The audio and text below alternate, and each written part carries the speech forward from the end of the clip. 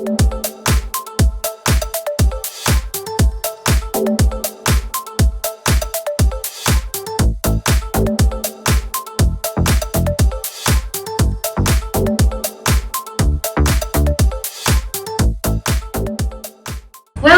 to Tech Talk, Technology Talk. Nah, ini adalah acaranya dari SBM ITB.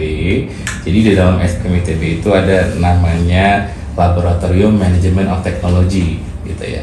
Bagaimana kita bisa memanage teknologi itu dari teknologi transfer, commercialization, dan seterusnya. Nah, kita tahun ini ada gebrakan. Gebrakannya kita mau bikin podcast teknologi-teknologi yang di dalam ITB aja nih. Kita pengen perkenalkan. Episode sebelumnya itu kita memperkenalkan Niva dari STI ya. Episode kali ini nanti akan perkenalkan ya sama Teh Ilma. Tapi sebelumnya kenalan dulu, nama saya Sahat Utajulu. Saya salah satu fakulty member di SBM ITB. Kelompok ahlinya Entrepreneurship dan Teknologi Manajemen. Jadi memang saya konsentrasinya di sana. Nah, kini kita ada kedatangan host bintang tamu, diimpor langsung dari Inggris. Waduh, jauh banget ya. Dari Inggris atau Cimahi? Aduh, Cimahi. Ini adalah namanya Mbak Ilma. Mungkin boleh kenalan dulu Mbak Ilma. Halo, nama saya Ilma Aulia Zaim. Saya dari Business Strategy and Marketing. Dan kali ini saya senang sekali diajak jadi salah satu host nih di MOT. Dan senang sekalinya lagi yang kedua adalah saya diajak untuk satu panggung nih selain sama Bang Sahat ya, sama juga bintang tamu kita yang sangat istimewa ini yang viral ya. Ini sangat inspiratif. Beliau adalah Profesor Dr. Insinyur Zulfiadi Zulhan ya. Beliau ini sudah hadir bersama kita, seorang profesor atau guru besar di Program Studi Teknik Metalurgi Fakultas Teknik Pertambangan dan Perminyakan FTTM Institut Teknologi Bandung. Senang sekali sudah hadir bersama kami, Bapak. Ya, terima kasih, Mbak Ilma. Terima kasih, Bang Sahat. Nah, mungkin kenalan dulu dong. Apanya ini? Nama segala macam. Apa ya?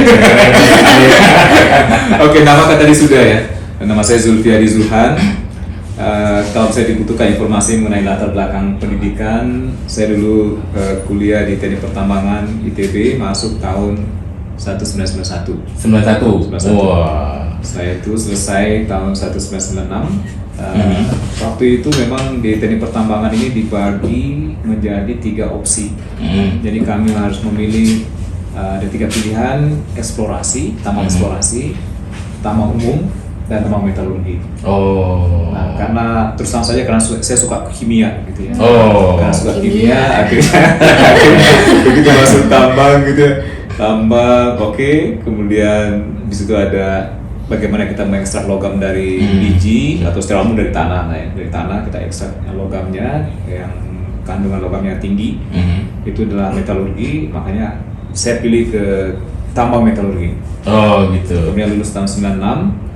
Setelah itu tahun 97 saya melanjutkan S2 tetap di tambang, tapi bidangnya korosi, memang aneh gitu. Bidangnya korosi. Aneh kan? Tambang tapi ada korosinya, karena itu bagian dari metalurgi. Metalurgi, kalau misalnya kita menghasilkan logam ini kan suatu saat kalau misalnya kita gunakan seperti besi kan, pasti berkarat di bagian ujungnya. Pernah lihat karat kan? Besi. Pernah, sering warnanya, segala macam.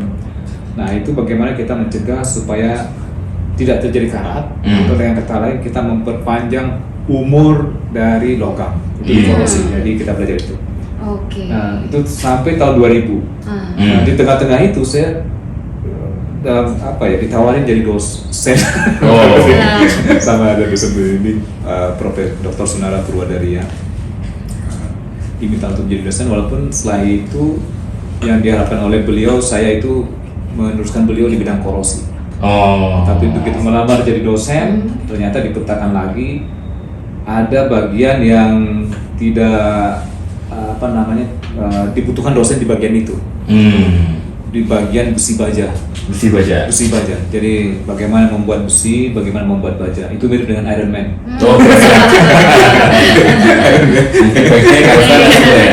Nah, akhirnya karena itu yang kosong, beliau udah senior waktu itu, Profesor Wardiono. Akhirnya saya mendalami atau dikaderisasi untuk suatu saat menggantikan beliau. dan menurut beliau itu kalau misalnya belajar besi baja itu hanya ada 2 negara, ke Jerman atau ke Jepang. Menurut beliau. Kemudian saya berusaha ke Jepang agak sulit, kemudian ada posisi di Jerman, ya saya berangkat ke Jerman. Walaupun di saat itu ada beasiswa yang saya dapatkan juga dari Australia, itu juga dapat di New South Wales. Setelah itu karena saya ingat pesan beliau, kalau misalnya kamu mau belajar baja, belajar di Jerman atau makanya doktoralnya di Jerman. Saya Jerman, akhirnya saya belajar, saya ke Jerman tahun 2002 di Aachen. Setelah itu lulus tahun 2006. Tapi 2002, 2003, sebenarnya 2005 udah selesai, tinggal nunggu sidang. Di tahun 2006 profesor saya juga di Jerman entah bagaimana menawarkan ke saya, karena ada satu perusahaan butuh metalurgis waktu itu, langsung ketok kamar saya, Zulfiadi kamu kesini, ada apa? Saya masuk kamarnya gitu ya, ini ada perusahaan butuh metalurgis, kamu mau nggak kerja? Saya bilang saya nggak mau. Sebenarnya saya nggak mau. Karena setelah itu saya berpikir udah selesai di sini, pulang ke Indonesia. Waktu itu masih berpikir waktu itu. Setelah itu saya cerita sama istri saya ke rumah, gitu. Nyampe di rumah di apartemen, saya bilang tadi teori sama profesor saya untuk bekerja dulu di Jerman. Terus gimana? Ya ditolak aja. Terus istri saya bilang kamu coba dulu. Belum diterima aja udah nolak, kata istri saya. Setelah itu saya melamar, saya tanya lagi gitu, melamar, ya diterima kerja di Jerman. Belum selesai di Aachen, saya udah kerja di Jerman di Siemens voestalpine Industrie Anlagenbau. Siemens, ya, bagian dari Siemens di Duisburg. Dari bulan Januari atau Februari saya sudah bekerja. 2009 saya kembali ke Indonesia setelah bekerja di Jerman sekitar 3 tahun di Siemens voestalpine, tetapi pada saat saya bekerja di situ juga saya punya pengalaman kira-kira 10 bulan di China. Di China. Jadi saya dikirim ke China beberapa kali, totalnya 10 bulan. Sebagai metalurgis. Sebagai metalurgis untuk commissioning pabrik. Jadi di situ saya berkesempatan untuk melihat Tianjin, kalau Shanghai, Beijing jelas ya kita masih landing ke situ, atau Guangzhou kita landing ke situ, kemudian di Ma'anshan, Nanjing, Taiyuan, Benxi, Yinggu, dan seterusnya. Banyak sekali kota-kota di China. Totalnya saya 10 bulan, tapi nggak sekaligus, paling lama 2 bulan. Jadi ada yang 3 hari kembali ke Jerman, ada yang 1 minggu kembali ke Jerman, ada yang 2 bulan kembali ke Jerman, 1 bulan, dan seterusnya. Jadi totalnya saya hitung-hitung selama 3 tahun itu 10 bulan ternyata saya hidupnya di China untuk commissioning pabrik baja. Di situ di awal tahun tersebut mereka lagi perkembangan industri logam besar-besaran.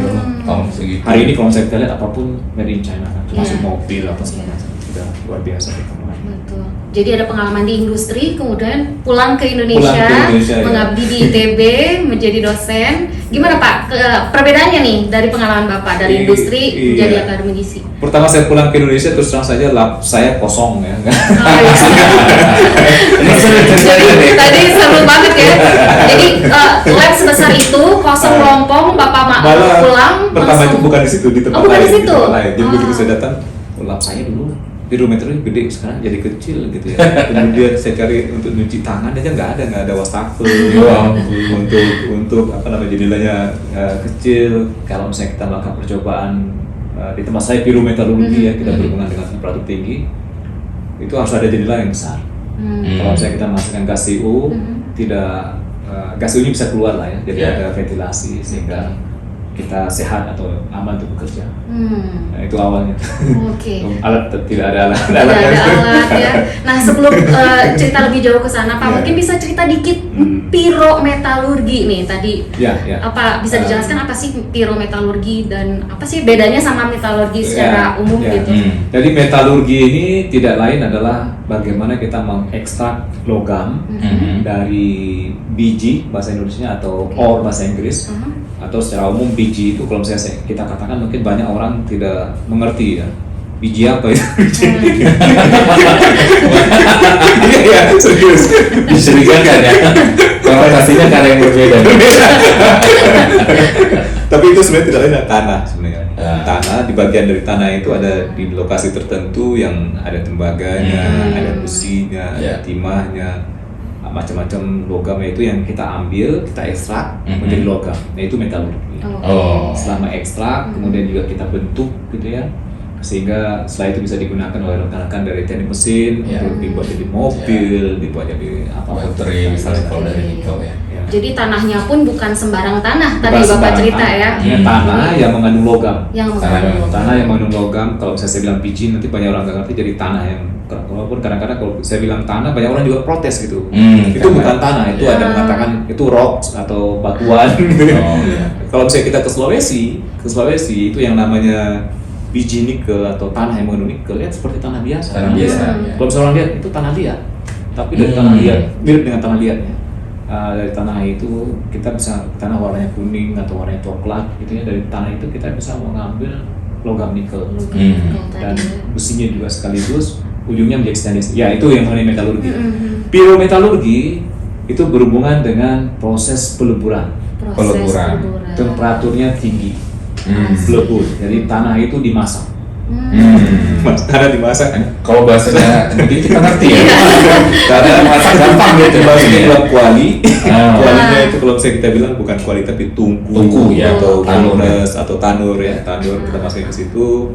Ya, mirip dengan orang masak. Karena kalau misalnya di pabrik-pabrik itu bilangnya dapur. Jadi dulu di Krakatau Steel mereka sering mengatakan dapur. Dapur 1 nyala nggak? Ya, dapur 2 nyala nggak? Dapur 4 gimana? Nah itu mereka bilangnya dapur mana? Karena untuk masak. Jadi tanah dimasak itu. Kalau misalnya dilihat apa yang kita lakukan, itu mirip dengan yang kita lihat sehari-hari di Gunung Merapi yang meletus. Jadi keluar erupsi ya, keluar lahar panas seperti gitu. Jadi leleh semua. Jadi itu kan tanah juga. Betul. Dari gunung berapi ya. Gunung berapi ya maksudnya ya. Itu erupsi keluar lelehan itu mirip dengan yang kita lakukan di tungku. Kita lelehkan seperti itu, temperaturnya 1500 derajat Celcius, 1600 derajat Celcius. Pakai apa tuh manasnya segitu? Macam-macam, ada yang menggunakan listrik, tapi umum sekarang dengan menggunakan listrik manasnya. Listrik berapa megawatt? Kalau tungku untuk peleburan baja yang paling besar hari ini sekitar 250 megawatt. Satu ya. Range-nya dari yang kecil juga ada, di lab juga kecil beberapa kilowatt ya. 2000 watt atau 2 kilowatt itu yang kecil. Ya, sampai yang paling besar 250 hari ini ada. Kalau misalnya di Indonesia rata-rata antara 30 sampai 40 atau 50 megawatt itu rata-rata ya. Ada juga sampai 80 megawatt juga ada. Nah, satu tungku. Tadi pulang dari Jerman, tiba-tiba kosong. Tapi kan nggak langsung ke pirometalurgi kan? Saya pirometalurgi. Saya pulang-pulang langsung ke pirometalurgi. Iya. Karena Iron Man ya. Tapi masuk lab labnya kosong gitu ya. Labnya kosong. Frustasi atau? Jadi gimana Pak? Ceritanya nih sampai akhirnya terisi sekarang. Penuh kan isinya sekarang kita masuk lab. Wah udah banyak nih. Ya, 2019 saya kembali, labnya tidak ada, dan juga waktu itu tentu saja sebagai dosen yang baru kembali dari luar negeri tidak begitu favorit kan. Artinya mencari mahasiswa yang mau saya bimbing juga nggak ada, sulit gitu. Tapi waktu itu ada bimbingan pertama, Adrian Pratama sekarang bekerja di PT Antam, yang tugas akhirnya waktu itu di PT Timah. Seharusnya memang pembimbingnya waktu itu Profesor Sony Supriyanto, tetapi karena saya pulang ke Indonesia, beliau mengatakan itu bidangnya pas, akhirnya pindah pembimbing ke saya. Alhamdulillah lulus ya, walaupun agak sedikit ya lulus. Itu tanpa laboratorium karena dengan menggunakan data pabrik. Nah, itu baru satu. Tahun kedua saya di Indonesia peminatnya nggak banyak, 3 orang kalau nggak salah waktu itu. Karena nggak punya lab. Yang saya lakukan itu lebih banyak menghitung, analisis, ada data, ngolah data segala macam. Memang nggak begitu baik sih ya. Itu sampai tahun 2012. 2013 sudah mulai menyalakan tanur yang ada di lab yang warna hijau tadi, Itu coba untuk dinyalakan, ternyata bisa. Kita udah mulai eksperimen tahun 2013, pelan-pelan. Nah 2014 sudah mulai advance, 2015 ada banyak hal yang kita dapatkan di situ di penelitian laboratorium. Yang kita lakukan biasanya yang di Indonesia itu yang harus dilakukan lah, maksudnya masih menjadi permasalahan itu yang dilakukan dalam laboratorium penelitian. Waktu itu di 2014 karena Undang-Undang Nomor 4 Tahun 2009 diberlakukan, itu nggak boleh lagi ekspor bahan mentah dari biji nikel, pasir, besi, segala macam nggak boleh lagi ekspor. Permasalahan yang besar sampai ini juga itu di pasir besi contohnya. Pasir besi ini belum diolah, kita belum olah pasir besi. Kita riset besar-besaran di pasir besi tahun 2014 karena ada info dari perusahaan juga, karena kita juga aktif ke industri gitu ya. Itu belum ada teknologinya atau dan segala macam. Akhirnya kita fokusnya di situ di bagian awal.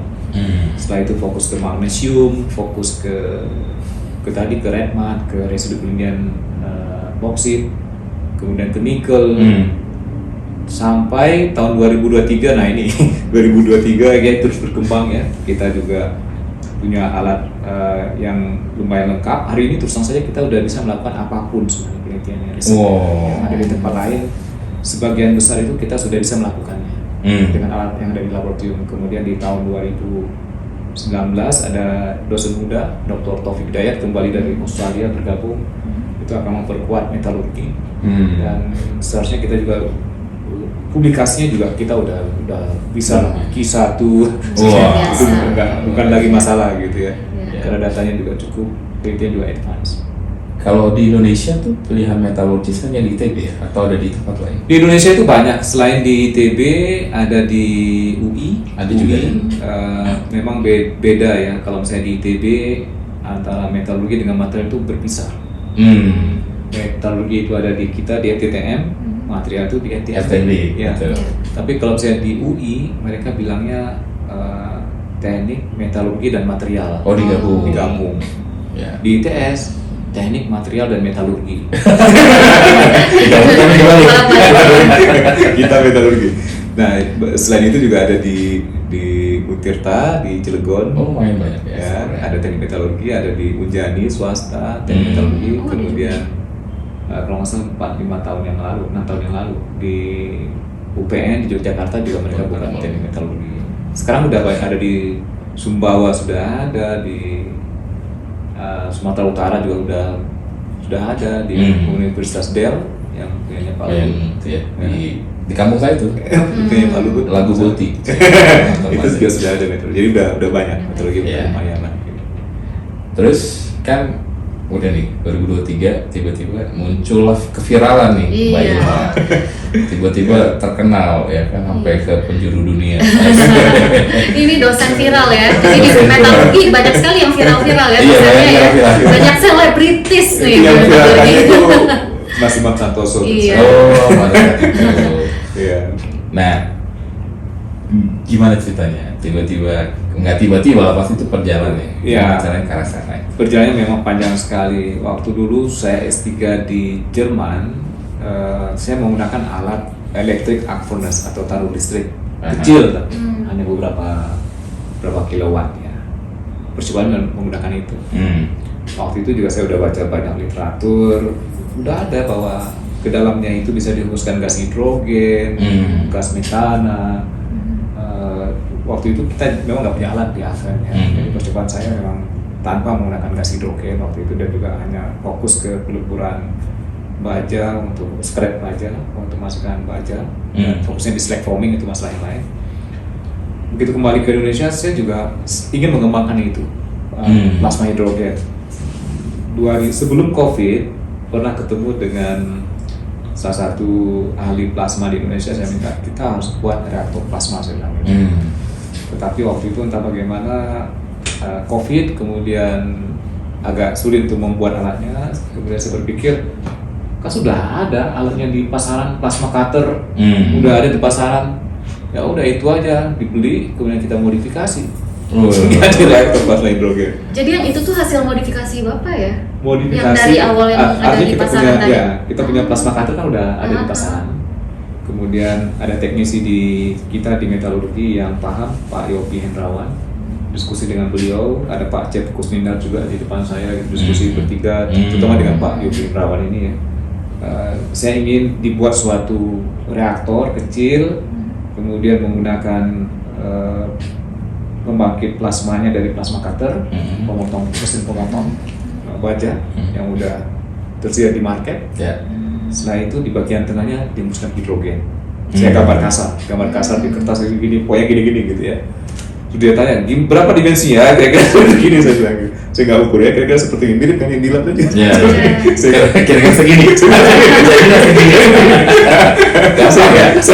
Saya nggak ngukur berapa sentimeter. Nah, terus beliau berpikir, ya kemudian saya katakan masalah biaya saya cariin, jangan pikirkan biaya, pokoknya itu jadi. Wah. Itu bulan April 2023. April 2023. Beliau berpikir, kemudian di bulan Juni 2023 itu sudah mulai pengetesan. Waktu itu juga saya diundang sebagai pembicara di Korea di seminar berhubungan dengan proses yang ramah lingkungan atau green, proses green, menghasilkan logam. Nah, di jalan ke Korea, saya bilang ke Pak Yopi sudah ada ininya, sudah ada hasilnya, kirim foto ke saya. Langsung saya tempel di bagian akhir dari slide presentasi saya. Jadi saya cerita macam-macam gitu ya. Juga akhirnya ini kita baru coba beberapa hari yang lalu. Pada saat saya on the way ke sini, saya udah ada hasilnya. Nah, begitu saya turun mimbar, itu orang Korea langsung nanya, kamu udah masuk ke plasma hidrogen? Iya. Padahal kita belum ada hasilnya. bulan Agustus, saya bilang waktu itu kurang dari 5 menit kita udah bisa masukkan logam. Dan itu Pak Yopi juga udah mulai berkali-kali di lab, di bengkelnya beliau ya, masukkan logam. Agustus saya ke labnya melihat dengan detail, kemudian di bulan Oktober alatnya kita bawa ke laboratorium. Di tahun 2023 kemudian kita melakukan banyak sekali riset yang berhubungan dengan plasma hidrogen ini, bagaimana menghasilkan logam, terutama yang ramah lingkungan, jadi tidak ada emisi CO2 karena kita butuhnya listrik, kita butuhnya hidrogen, jadi tidak ada emisi gas CO2, emisinya air. Seharusnya tinggal pasang gelas di situ, tinggal embunkan, airnya bisa diminum. Gas buah atau intinya ya, atau intinya bisa orang mandi di bagian ujung karena nggak ada emisi CO2. Tapi memang kalau misalnya ada hidrogen kan bisa meledaknya. Kalau buat di dapur tadi kan atau tanu tungku kan ada asapnya ya. Ini juga ada asap, tapi itu ada CO2-nya maksudnya. Kalau misalnya kita CO2. Karena kenapa kita menghasilkan CO2 di alam itu, kalau misalnya kita ada besi, saya nggak tahu cerita reaksi kimia ini bagaimana. Di alam itu Fe2O3 nggak? Nah, ini masih nggak ya. Tahu dia deh. Saya anak desain dulu. Fe2O3, jadi Fe2O3 itu kalau misalnya kita ingin menjadikan logam, oksigennya itu harus diambil. Nah, cara ngambil oksigen itu dengan menambahkan karbon. Karbon akan bereaksi dengan oksigen jadinya gas CO atau gas CO2.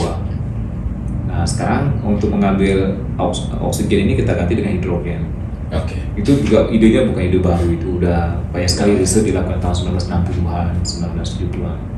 Plasma hidrogen juga idenya juga udah tahun 1960-an sudah ada. 1970-an itu Jepang banyak riset di situ. Di bulan tahun lalu di bulan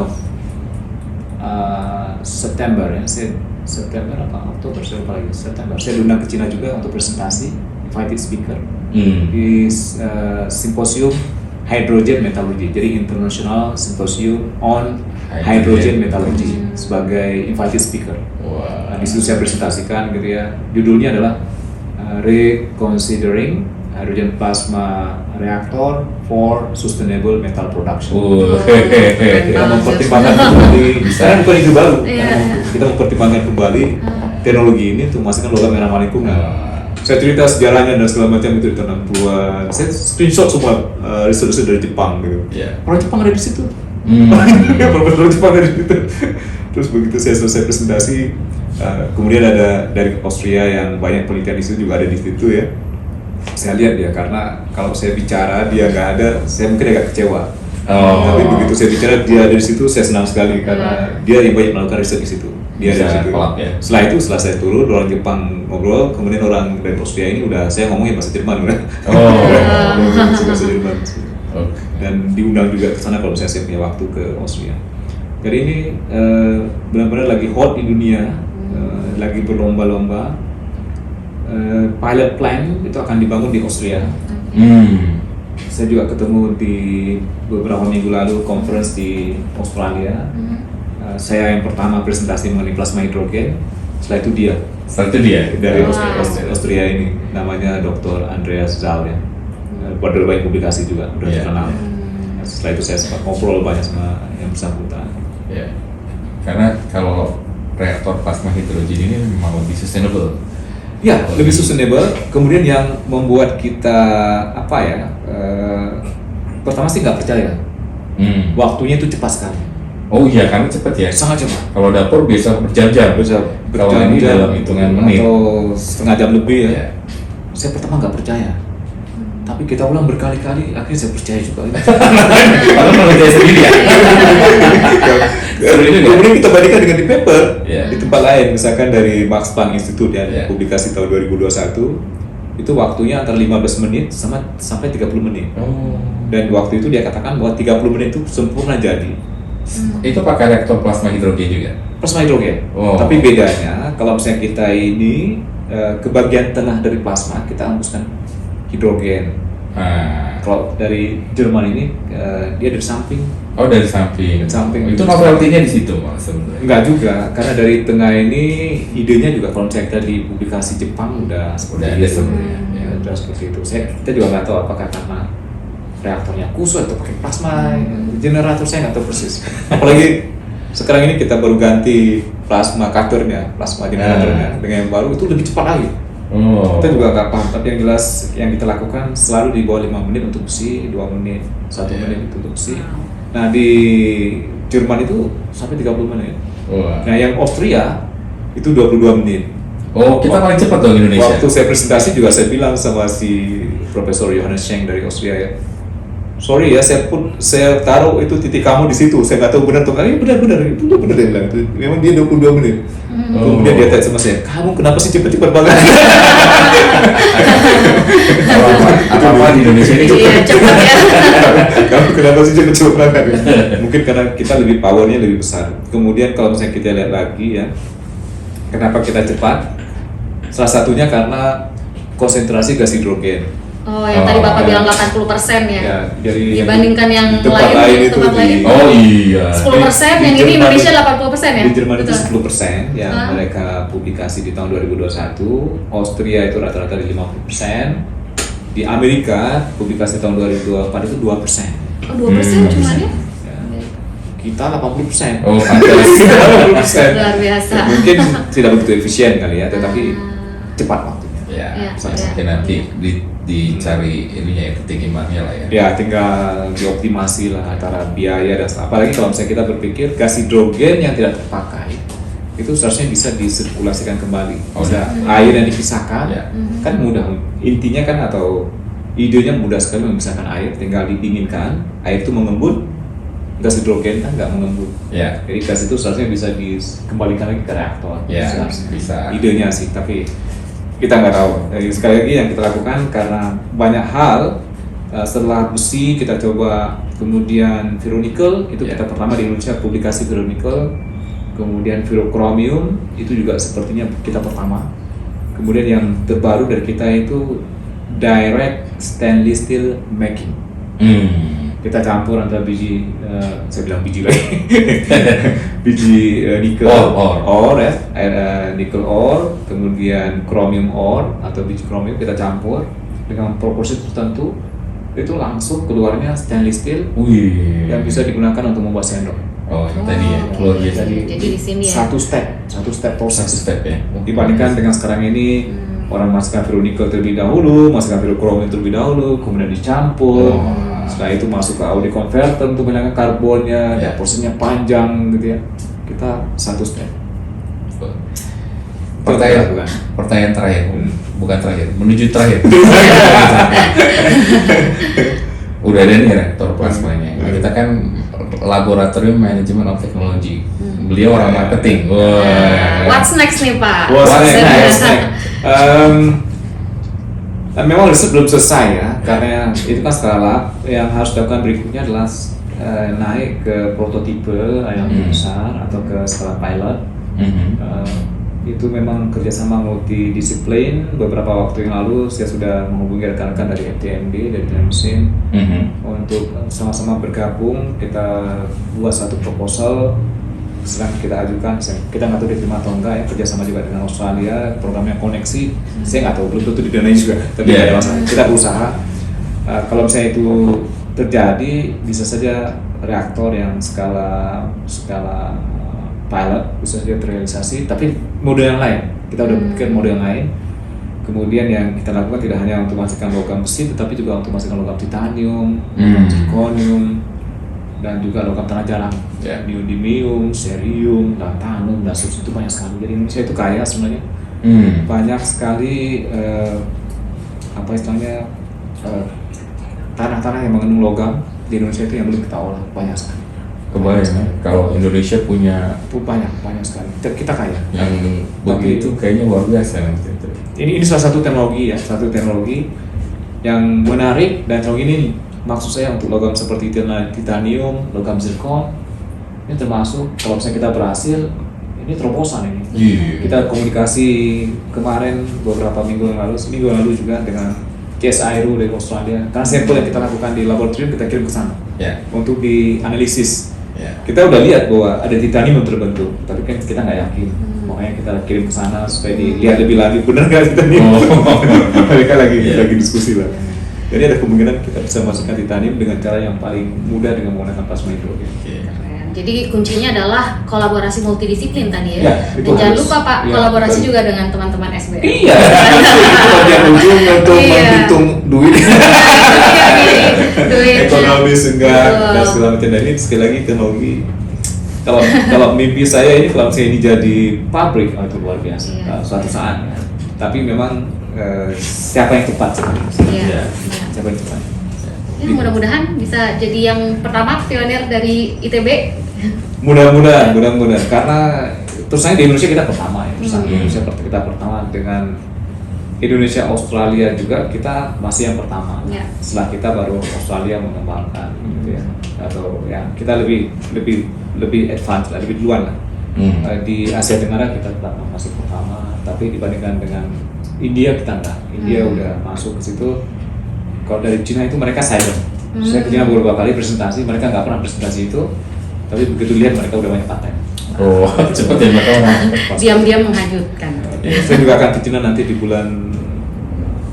di bulan Agustus untuk seminar, kemudian di bulan Juli diundang ke Korea. Saya bilang saya nggak mau karena saya nggak punya uang untuk conference kan, rata-rata saya mengeluarkan uang sendiri ya. Untuk conference, sekali conference 30 juta, 35 juta.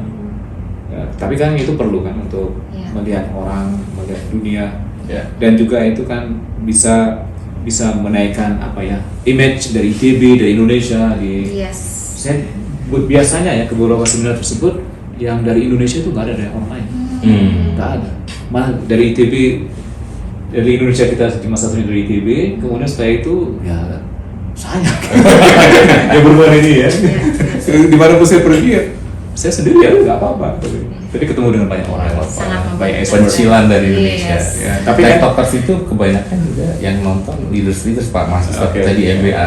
Siapa tahu nonton ya. Bisa ikutan. Nah, ya pertanyaan terakhir buat ya adalah harapannya gimana nih untuk ilmuwan ITB dan ilmuwan baru pada umumnya gitu. Kan kalau kita lihat ya tadi ya Mbak Ilma ya luar biasa ya. Perjuangannya memperjuangkan si pirometalurgi itu. Sangat menginspirasi sekali ya. Inspirasi ya. Nah itu gimana gitu harapannya buat ilmuwan ITB atau Indonesia pada umumnya? Kalau untuk ilmuwan, kita itu harus sebenarnya buka mata apa yang ada di sekeliling kita. Mungkin saya bersyukur karena dulu punya kesempatan bekerja di Jerman, jadi tahu industri. Kemudian begitu pulang ke Indonesia juga tahu perkembangan di industri. Jadi apa yang kita lakukan itu sebaiknya juga searah dengan apa yang industri butuhkan, apa yang masyarakat butuhkan. Ya kalau yang reaktor hidrogen tadi, plastik hidrogen, ke arah sustainability. Karena sekarang ini orang lagi bergerak ke situ. Betul. Bergerak itu dan ini kesempatan. Nah, jadi harus melihat jangan sampai nanti kebutuhannya ke timur kita ke barat misalnya. Kebutuhannya ke utara kita ke selatan. Jadi harus searah. Sesuai dari SBM juga gitu. Searah itu benar itu. Jadi jangan sampai kita neliti sesuatu, mohon maaf ya, kadang-kadang saya katakan sesuatu yang ada di planet Mars misalnya. Sementara kita di bumi aja belum selesai gitu. Siap. Oke, kalau misalnya Amerika, oke, US, mereka ke Mars, oke, ke bulan dan segala macam. Kita di bumi aja belum selesai. Jadi selesaikan dulu. Banyak PR-nya ya. Yang dulu gitu loh, yang nyata selesaikan, berpikir gitu ke situ. Oke. Benar nggak setuju nggak? Setuju. Bukan sesuatu Setuju. yang ini dipakai di mana nggak tahu. Saya Betul. terserah di mana. Indonesia kemana? Nggak tahu. Indonesia butuhnya apa? Kita kemana gitu. Itu yang apalagi sekarang ini Pak Rektor ITB kan selalu mengatakan ITB harus menjadi fourth generation university. Jadi Yes. universitas generasi keempat yang berdampak, mempunyai dampak terhadap kita di Indonesia ya, dampak terhadap Bandung, terhadap Jawa Barat, terhadap Indonesia, terhadap kan gitu kan. Saya itu ke global gitu kan. Saya itu baru mau ke Mars, ke bulan. Ya, silakan ya. Tapi jangan lupa kita di Bandung dulu, jangan sampai melihat Mars terlebih dahulu atau Pluto gitu ya. Tetapi di Bandung saja belum selesai. Itu yang harus dilakukan. Luar biasa. Tepuk tangan dong. Jadi kata kuncinya banyak banget tadi ya. Apa namanya? Kalau mau bikin penelitian yang menyelesaikan masalah orang, ke arah mana dan kita ikut ke arah sana. Iya, iya. Gitu ya. Dan pastinya harus berdampak ya. Harus Harus berdampak. berdampak. Yes. Terima kasih sekali, Terima kasih Pak sekali, Jul. Pak Zul. Panggilnya Pak Julfi. Agak Agak keren semangat. banget ya, Pak Julfi udah datang di TikTok SBM ITB. Ya, semoga nanti pembicaraan ini bisa berkembang lebih lanjut ya, Yes. dengan tiktokers. Ya udah kalau gitu terima kasih semuanya sekali lagi. Salam TikTok. TikTok. TikTok teknologi talk.